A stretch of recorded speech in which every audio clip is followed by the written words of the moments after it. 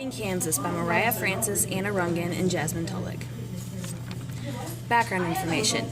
Bleeding Kansas, or the Border War, took place on the border between Kansas and Missouri from 1854 to 1861.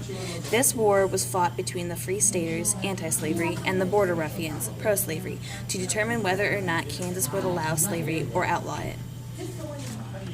Facts. The crisis in Kansas pushed the North and the South further apart, which led to the fight. This would eventually lead to the Civil War. During the Civil War, Kansas suffered the highest rate of fatal casualties of any United States, largely because of its great internal division over issues of slavery. Rival governments were also established by late 1855. The North was not for slavery, and the South was for slavery. Importance. The Bleeding Kansas was important because it led to deciding whether states were free or slave.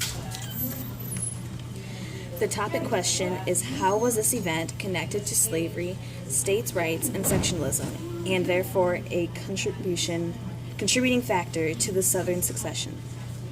And this event is connected to slavery and state rights because the people of Kansas had to decide whether or not to keep slavery in their state, popular sovereignty. The Northerners feared slavery would spread west across the country if Kansas kept slavery. The South encouraged Southerners to move west into Kansas so slavery could be kept there. This encouragement of the Southern moving into Kansas led to the war, which is known as the Bleeding Kansas.